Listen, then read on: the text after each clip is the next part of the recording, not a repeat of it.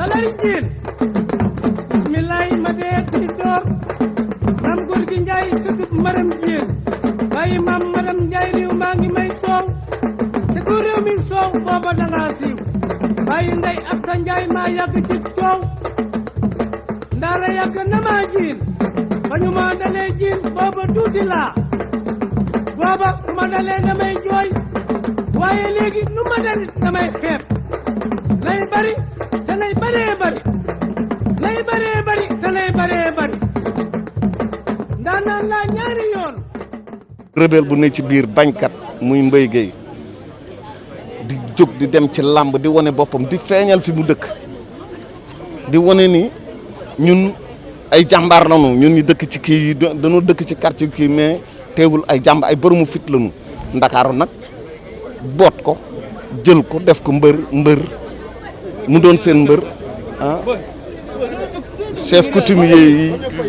sportif yi intellectuel yu bëri Mbaye Gueye leen dugal ci làmb footballeur yi Mbaye Gueye leen dugal ci làmb non Mbaye Gueye li mu def ci làmb dafa bari ba tax na Tafa Gueye n'a fait que jouer les prolongations ah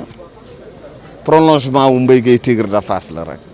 waaw mais Mbaye Gueye pour nga amaat mbër bu mel ni Mbaye Gueye ñu ne la kii mooy Mbaye Gueye ñu fekk génération Mbaye Gueye xam na ne du yombul parce que esprit bi dox bi lépp mbër la woon un grand baobab daanu na guy gu rëy bañ et puis xeex ak feebar bi ñafe ko ak moom xam nga waaye xëy ko dans la dignité mais xam nga combat àdduna ak doomu aadama toujours doomu aadama mooy gagné doomu aadama dina tabaxi taax dina defar avion dina defari oto dina defar lu ne waaye àdduna da koy mujj terrassé moo ko mën moo ko ëpp doole comprendre nga lu ne di nga ko defar ci kawam te yen ko mu yennoo ko sa njàmbaar sa fit Mbaye Gueye ngi dugg ci biir arène jar na bokkul ak yu tey yi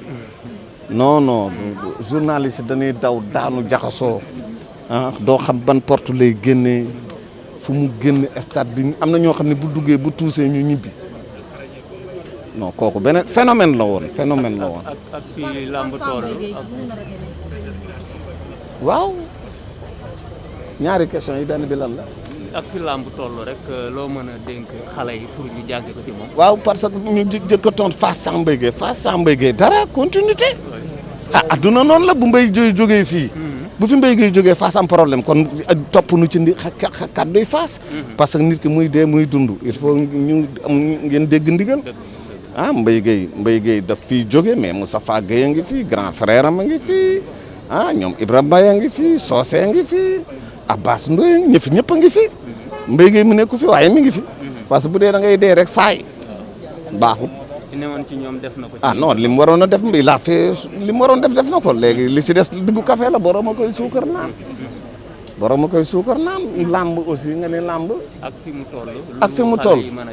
li nu mën a jàng ci Mbaye Gueye mooy jom mooy fulla mooy fayda won na leen yoon bi mu doonee mbër bi mu doon bàyyee tamit créé na école de lutte am ba pare boole kook Fass boo mënee bëri fii sax mu yenu la yóbbu la Fass Mbaye Gueye def na li mu waroon a def li ci des nag xale yu góorgóorlu rek gérer ko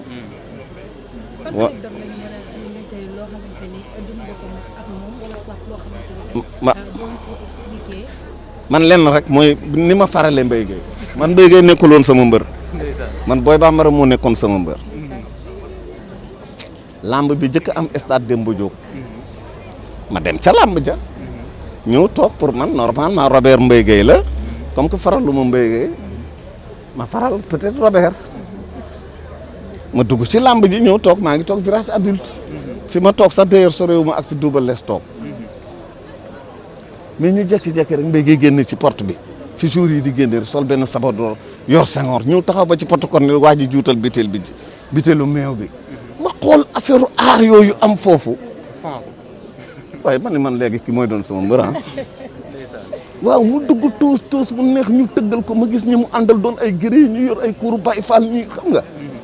mais doon ñu sawar et puis ma gis leen ñu nekk ci biir làmb ji di ràññee moom làmb ji mais man ata man léegi Mbaye Gueye mooy nekk sama mbër mu nekk sama mbër comme ça ma faral ko ba bi mu bàyyee bëre mais son dernier combat fekkuma fi fekk na tukki naa nekkatuma fi bi ma ñëwee laa dégg ni rakkam moo ko remplacé waaw mais nu ma mënoon ci Mbaye Gueye mënu ma ko woon a mel ci benn mbër non dama leen di nettali benn anecdote sama ndijaay Mbaye Gueye day bëri ak Moussa Diame sama ndijaay artiste bu mag la bu ma leen waxee ñëpp dañuy xam turam quoi artiste bu mag la woon nekkoon Sorano mais boobu moom mi ngi tux bi Mbaye Gueye di bëri ak Moussa Diame rek Moussa Diame ñu tar Mbaye Gueye yëkkati ko fekk moom mi ngi sax benn cigarette dafa jël cigarette bi dugal ko ci poos bi fàtte na ne cigarette daa ngi ci poos bi pour moom da koo fay bi Mbaye Gueye daanee Moussa Diame mu jékki-jékki yaram yi di tàkk muy doo ko comprendre ni nekkatu fi woon gis nga sport ni mu mel sport dafa garaaw foofu rek mu jël cigarette bi dugal ci poos bi yëre yam yëpp lakk fekk benn basin bu bees tàq la jënd ni da koy yóbbu ci làmb ja comprendre yooyu ak yeneen Mbaye Gueye ak boo gisoon Hippo Ngari mu wax la ci téere ndax Hippo lépp Mbaye Gueye la Hippo moo ko tuutal moo nekkoon xaritam moo nekkoon léppam vraiment léppam Hippo moo nekkoon lépp kër gi la bokkoon looloo ko dugal ci làmb ci noonu laa xamee Hippo di leen gërëm yéen tam la presse vraiment nii ngeen def rafet na. Heureusement ce jour-là il y avait tellement de supporters de Mbaye Gueye que les Sérères ont finalement pris la poudre d'estampette. Comme je dis, sa popularité était immense. C'est un grand champion, un homme de grande qualité, un homme de grande générosité, un homme fier de ce qu'il était, puisqu'il était un champion incontestable pour la ville de Dakar et particulièrement tous ses supporters un peu partout dans le monde. Il a révolutionné l'arène, c'est lui qui a amené les combats au stade de Demba Diop. Je me rappelle pour la première fois c'était contre Robert,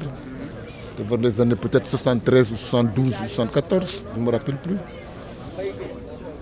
Ce jour-là, nous étions ensemble durant toute la matinée. On a parlé du combat, ce qu'il fallait faire pour gagner, ce qu'il fallait ne pas faire pour perdre le combat, puisque c'est un combat capital, c'est une revanche.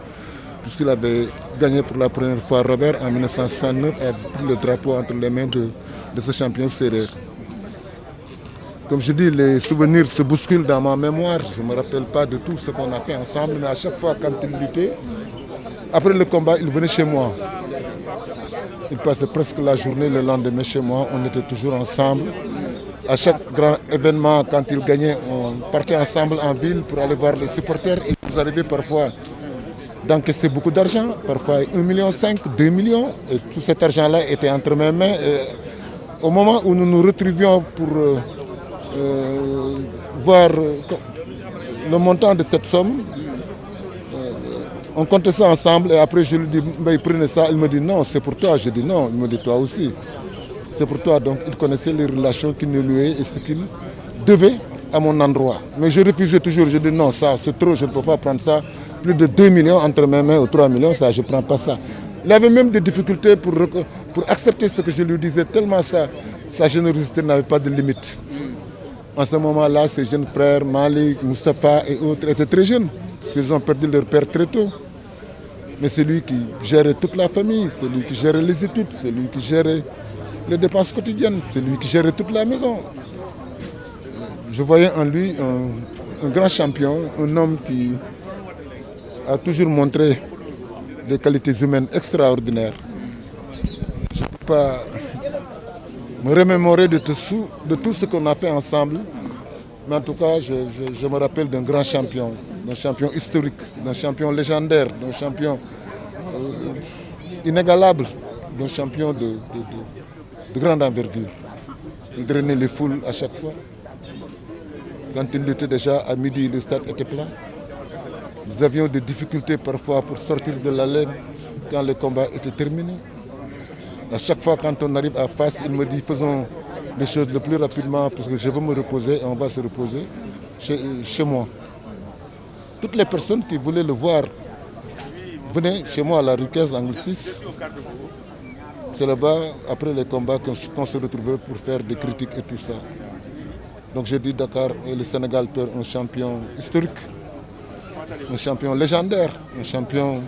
de classe exceptionnelle, un champion qui avait une popularité sans limite. Un champion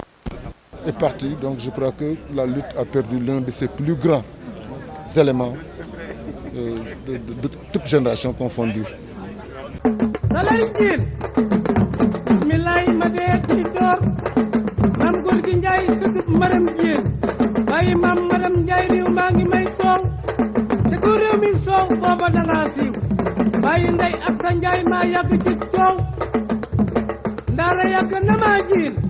ba ñu ma dalee jiin booba tuuti laa booba su ma dalee damay jooy waaye léegi nu ma dalit damay xeeb lay bari te lay baree bari lay baree bari te lay baree bari ndaanaan laa ñaari